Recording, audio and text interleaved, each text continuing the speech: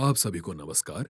मैं हूं वेंकटेश्वर रेड्डी और पुनर्जन आयुर्वेद से बात कर रहा हूं। हर कोई कहता है कि स्वास्थ्य सबसे बड़ी पूंजी है, लेकिन मैं कहूंगा कि आयुर्वेद एक आशीर्वाद है, क्योंकि आयुर्वेद हमारे स्वस्थ रहने का आधार है। सभी बीमारियों में से कैंसर सबसे खतरनाक और अलग है, और यही इसे बाकी बीमारियों से अलग बनाती है। कई लोग कैंसर के आखिरी स्टेज पर पहुंच जाते हैं जब तक उन्हें कैंसर का पता चलता है।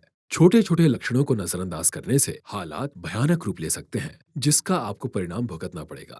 इसीलिए छोटी से छोटी शरीर से जुड़ी चीजों को भी नजरअंदाज बिल्कुल नहीं करना चाहिए। तुरंत ही डॉक्टर से दिखाना चाहिए और उसके अनुसार टेस्ट कराना चाहिए, जैसे बुखार, खांसी, कमजोरी, थकान या भूख कम लगना। इनमें से अगर कोई भी लक्षण दिखाई दे तो फिर ऐसे में आपको डॉक्टर से मिलना चाहिए, और वो भी जल्द से जल्द। उचित जांच भी कराने चाहिए बीमारी की सही जानकारी के लिए। एक दशक से भी ज्यादा समय से पुनर्जन आयुर्वेद कैंसर का इलाज कर रहा है।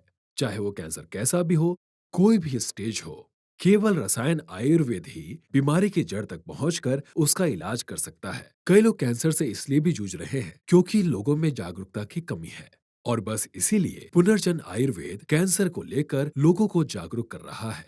टेस्टिकुलर कैंसर लंग और प्रोस्टेट कैंसर के बाद मर्दों में तीसरा सबसे कॉमन कैंसर है जो अध्ययन में पाया गया है। जैसा कि टेस्टिकल्स मेल रिप्रोडक्टिव सिस्टम का अहम हिस्सा होता है, आमतौर पर टेस्टिकल कैंसर मर्दों में 15 से 40 साल की उम्र के बीच में होता है। टेस्टिकुलर कैंसर के होने का कोई मुख्य कारण तो नहीं है, क्योंकि ये पोल्यूशन, रेडिएशन या फिर बढ़ती उम्र की वजह से हो सकता है, क्योंकि ऐसा अध्ययन करने के बाद हमारे रिसर्चर्स को पता चला है। अब इसके बाद कुछ लोग ऐसे भी होते हैं जिन्हें ये परिवार से मिलता है, इसीलिए ये संभव है कि ये उनके पेरेंट्स से मिला हो। तो अगर पिता या फिर आपके भाइयों में से किसी को भी टेस्टिकल कैंसर है, तो समय समय पर जांच कराना जरूरी है। जिस तरह के इन्फेक्शंस टेस्टिकल्स में पाए जाते हैं, उन्हें हम गोनाडल या फिर जेनेसिस कहते हैं। ऐसे कैंसर्स के पनपने का कारण जेनेटिक चेंजेस या फिर टेस्टिकल्स में ग्रोथ हो सकती है।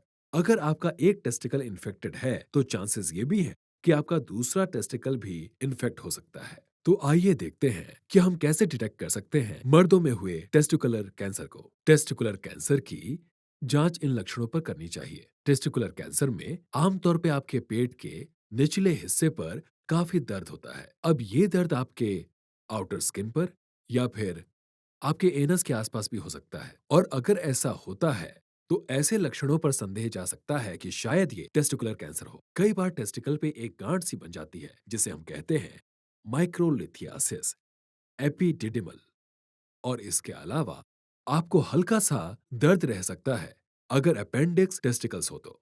लेकिन आपको ज्यादा घबराने की जरूरत नहीं है, क्योंकि ये कैंसर से जुड़ा नहीं होता। अब कई बार स्कॉटम में फ्लूइड जमा हो जाता है। अब ऐसे केस में यह संभव है कि आप थका हुआ महसूस करें। अगर आपके टेस्टिकल्स के साइज में कोई बदलाव आता है या फिर टेस्टिकल्स में किसी प्रकार की स्वेलिंग आ जाती है, तो फिर ये संकेत टेस्टिकुलर कैंसर के हो सकते हैं। ऐसे में सीटी स्कैन कराकर तुरंत ही इसे कंफर्म करें।